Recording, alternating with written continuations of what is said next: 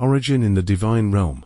Kabbalah is presented as a body of knowledge first imparted by the Amorite Canaanite Israelite 𝗖𝗆𝗲𝗋, understood in later Jewish tradition as the singular God of Israel, to an elite group of celestial beings entrusted with divine wisdom. These angels are said to have studied it as a theosophic doctrine in paradise and function as intermediaries between 𝗏 and humanity. In this account, Kabbalah's origin precedes humanity and is located in the divine or celestial sphere, the higher realms of reality. In this framework, Earth exists within a layered, multi-dimensional reality. These are not other planets, but higher dimensions or planes of existence where spiritual beings, such as angels, dwell and where divine wisdom originates. In Kabbalah, these realms are often structured hierarchically, with 𝗧𝗍𝗍𝗍 closest to the divine source. The earthly world, Asiya, occupies the lowest level, while the higher worlds are spiritual realities that transcend physical space and time. Within this worldview, Earth exists in a multidimensional reality that extends beyond the 4 dimensions recognized by physics, 3 spatial dimensions plus time. These higher dimensions are understood as qualitative levels of being rather than measurable physical dimensions. Earth, as experienced by humans, occupies the material dimension, while higher realms represent subtler levels of reality associated with spiritual forces, consciousness, and divine order. The narrative assumes that communication, such as the transmission of esoteric knowledge, can occur across these dimensions, from higher levels down into the physical world, transmission to humanity. In the traditional Genesis account, Eve's action, manipulated by the serpent, leads to Adam's violation of a divine command. They eat from the tree of the knowledge of good and evil, which 𝗼𝗆𝗱𝗃 had forbidden. The serpent is understood as a symbol of a spiritual adversary rather than a physical animal. Some traditions associate it with the Yetzer Hara, the inclination toward wrongdoing, meaning the serpent represents internal temptation rather than an independent evil being. In later mystical and Kabbalistic traditions, the serpent is sometimes identified with Samael, a powerful angelic figure, one of 𝗏's celestial beings who serves a specific, divinely sanctioned role, associated with accusation, temptation, and cosmic opposition.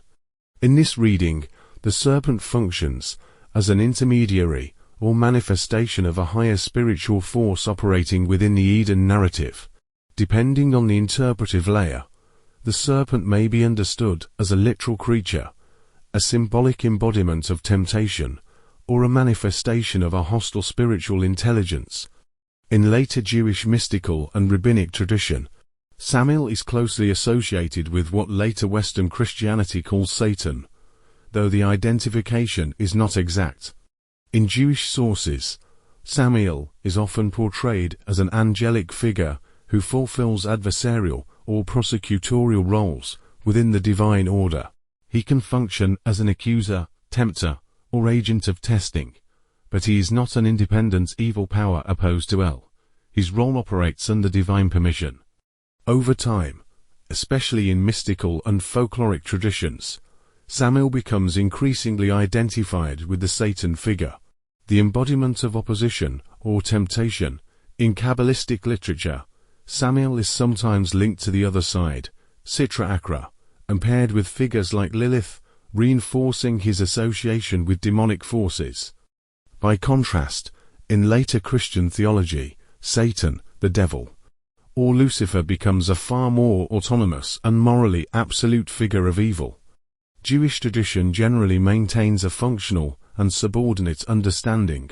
Samael and Satan act within a system, ultimately governed by 𝗏, not against him as a rival deity. According to Jewish folklore, Lilith was created at the same time as Adam, from the same earth, and is considered his first wife. Preceding Eve, she refused to be subservient to Adam and left Eden, often depicted as fleeing to the Red Sea, located south of Israel. Lilith is strongly associated with infant mortality and danger to pregnant women. She is often depicted as a demonic figure who preys on newborns and mothers. especially in the first few days after birth. This belief led to the creation of protective amulets, charms, and prayers meant to ward her off and safeguard infants. In Kabbalistic texts, Lilith is associated with the other side, Sitra Achra, representing impurity, unrestrained desire, and demonic forces. She is sometimes paired with Samiel as a consort in these mystical narratives. Lilith can symbolize the dark, chaotic, or feminine aspect of creation that opposes the ordered emanations of 𝗚. In mystical texts, she is a force to be understood or controlled, not simply evil, reflecting the Kabbalistic concern with balancing light and dark forces. Certain streams of Western esotericism, particularly Christian Kabbalah and Hermetic Kabbalah, were studied by European mystics and occultists during the Renaissance. These teachings centered on the Sephirot, divine emanations, and the interplay of light and shadow, subsequently influenced the symbolic and allegorical practices found in Masonic traditions. In Kabbalistic thought, Adam Kadmon is the primordial archetypal human, the divine blueprint for all humanity. If Lilith was created at the same time as Adam from the same earth, both Adam and Lilith reflect the same archetypal pattern of Adam Kadmon, but manifest differently. Adam Kadmon is understood as the perfect, undivided spiritual prototype of humanity, created as a vessel for divine light. In Lurianic Kabbalah, Adam Kadmon exists before the separation of male and female, and before material reality, as a fully unified spiritual archetype. Adam represents one aspect of Adam Kadmon, rejected into the material and spiritual plane, while Lilith, created from the same earth or substance, can be seen as the feminine counterpart of the same archetype. Her rebellion symbolizes a divergence from the harmonious projection of the archetype, reflecting the disorder or unrestrained aspect of the divine blueprint. The story of Adam and Lilith can thus be interpreted symbolically, illustrating the fragmentation of the primordial archetype after creation. The dynamic between Adam, Lilith, and later Eve mirrors the Kabbalistic concern with balancing male and female forces, light and shadow, and order and chaos. In Kabbalistic and mystical thought, Samiel and Lilith can be understood as the shadow or mirror counterparts of Adam and Eve. Adam and Eve represent the intended, harmonious human projection from Adam Kadmon, reflecting divine order, balance, and potential. Eve, created later from Adam, complements him in a way that integrates male and female forces within the divine blueprint. Samiel and Lilith, by contrast, represent the adversarial or shadow aspects of the same archetypal reality. Samiel embodies the accuser, tempter, or testing force, serving as the dark reflection of Adam's potential for obedience and alignment with divine will, while Lilith embodies rebellion, unrestrained desire, and the chaotic or untamed feminine principle, functioning as the shadow side of Eve. Together, these pairs illustrate the dual potential in creation: order and chaos, light and shadow, obedience and transgression. In Kabbalah, these opposites are not independent rivals. They exist within the same divine system, ultimately subordinate to 𝗚, and their interaction serves as a stage for spiritual balance and rectification. Tikkun. The unfolding of these primordial events, the transgression of Adam and Eve, the influence of the serpent, and the existence of their shadow counterparts, Samiel and Lilith, provides the context for the transmission of Kabbalistic knowledge to humanity. The disruption of the original harmony in Eden ruled both the potential and the peril inherent in the human archetype derived from Adam Kadmon's. The elite group of celestial beings entrusted with divine wisdom, who studied it as a theosophic doctrine in paradise, were charged with conveying this esoteric knowledge to Adam and his descendants, offering guidance for restoring balance and rectifying the fractured archetype. Kabbalah functions as a bridge between the higher realms, where divine order and spiritual patterns reside, and the earthly plane, where humans navigate light and shadow, order and chaos, obedience and transgression, By transmitting this wisdom, El provides the first humans with the means to understand their spiritual inheritance, confront their shadow potentials embodied in Samuel and Lilith, and progressively regain awareness of their original state and relationship with the divine blueprint. Line of patriarchal transmission. According to traditional accounts, the doctrine passes from Adam to Noah through the line of Seth, Adam's third son, often in a secret or esoteric form. Each patriarch received the knowledge, understood its divine purpose, and safeguarded it, so that it could survive until Noah, who preserved it through the flood. Noah, as the one who survives the flood, becomes the critical link for transmitting the doctrine to Abraham and later generations. Abraham, characterized as having a special relationship with El, becomes a key bearer of the tradition. As a descendant of Noah, Abraham inherits both this genealogical lineage and the esoteric tradition, including proto-Kabbalistic knowledge, and becomes the first patriarch to actively transmit it in a broader covenantal context. After Abraham, the genealogical line continues through his son Isaac and grandson Jacob, later named Israel, leading eventually to the migration into Egypt. Isaac, born to Abraham and Sarah, fathers Jacob with Rebekah.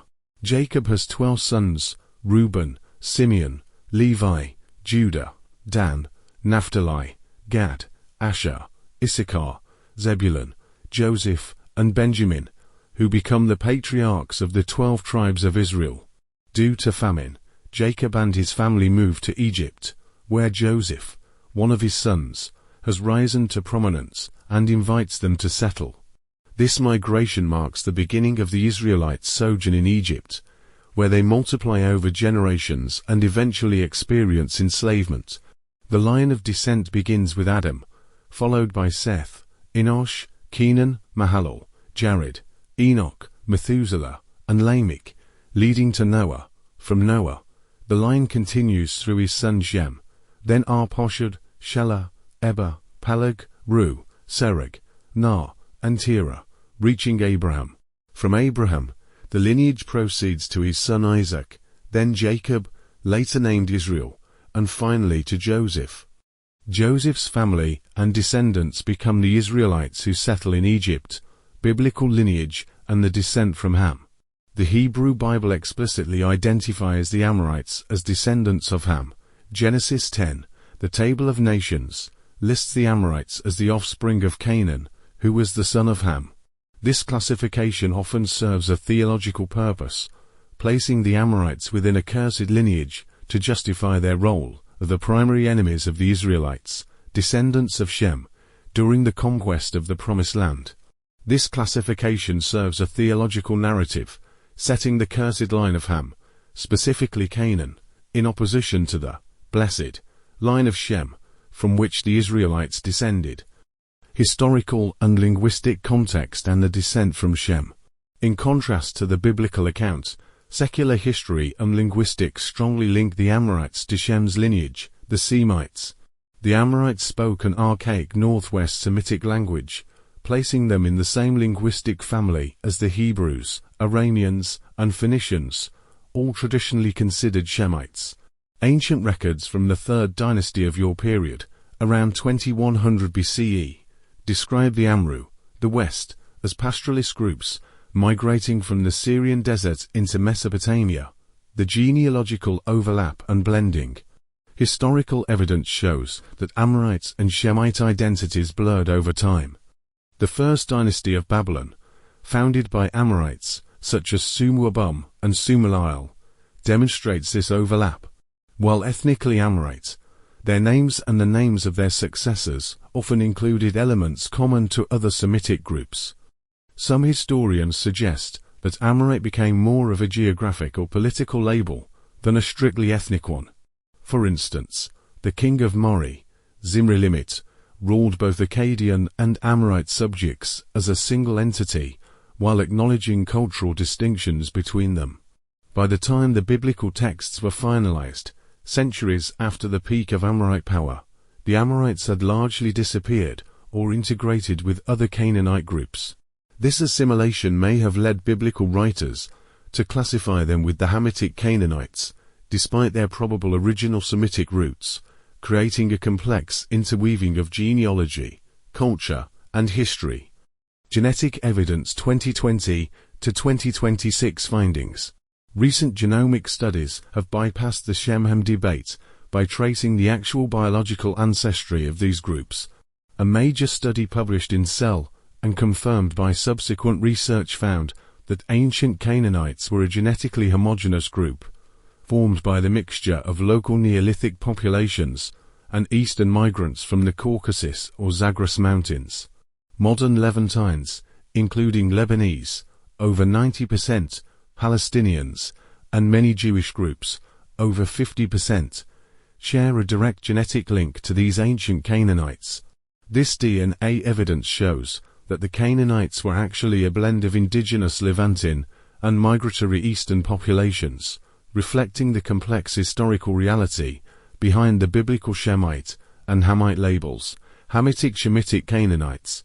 This hybrid term accounts for the three layers of their identity: religious, theological, their role as the Hamitic descendants of Canaan in Scripture; linguistic, historical, their classification as Shemitic, Semitic, speakers in academia; biological, archaeological, their actual genetic makeup as a blend of diverse populations that intermingled in the Levant. In essence, while they were biblically Hamites, they were historically and biologically Semites, making a combined term the most holistic description of their complex origins. The patriarchs from Adam to Terah are pre-Amorite, archetypal figures. Abraham is the first in this line who can be historically associated with the Amorite people and their worship of 𝗼. Among the Amorites, 𝗼 was recognized as the high god, presiding over the pantheon as the father of gods and men, and embodying creation, authority, and divine order. Abraham, originating from an Amorite background, would have been familiar with 𝗼 as the supreme deity of his people. The biblical narrative presents Abraham as turning toward the worship of 𝗼 in a personal and covenantal way, distinguishing him from the broader Amorite polytheism. In this way, Abraham is both culturally rooted in the Amorite milieu and spiritually distinct, forming the foundation for later Israelite devotion to 𝗼𝗆. Some scholars and Kabbalistic interpretations link 𝗆𝗆's origins to the southern regions of Canaan and the Sinai, near Egypt, Kemet. In these early Canaanite or Midianite contexts, 𝗆𝗆 may have been worshipped as a warrior or desert deity, reflecting the culture and geography of communities connected to Egypt. Over time, 𝗆𝗆 merges with or becomes identified with 𝗼 in Israelite religion, forming a unified monotheistic deity. In this way, 𝗼 is rooted in the Amorite and northwest Semitic tradition, while 𝗆𝗆 has connections to the southern desert and Kemite Egyptian milieu. Their eventual fusion in Israelite religion reflects both cultural and theological synthesis, diffusion beyond the patriarchs. During Abraham's time in Egypt, some elements of the esoteric knowledge associated with Kabbalah are described as becoming partially disclosed to others. While the core teaching remains restricted, this partial diffusion explains the presence of related ideas outside the primary patriarchal line of transmission. In the Genesis account, the Garden of Eden is described as a lush, divinely planted garden with 4 rivers flowing from it, the Pishon, Gihon, Tigris, and Euphrates, but its exact physical location is not clearly defined. Some literal interpretations place Eden in Mesopotamia, near the Tigris and Euphrates, or somewhere in the broader Fertile Crescent, though this remains speculative. This location would align with the narrative of Abraham, who originated from Ur in Mesopotamia, suggesting a continuity between the early patriarchal world and the region associated with Eden. Adam, Seth, Enosh, Kenan, Mahalalel, Jared, Enoch, Methuselah, Lamech, and Noah are described in Genesis as living before the flood.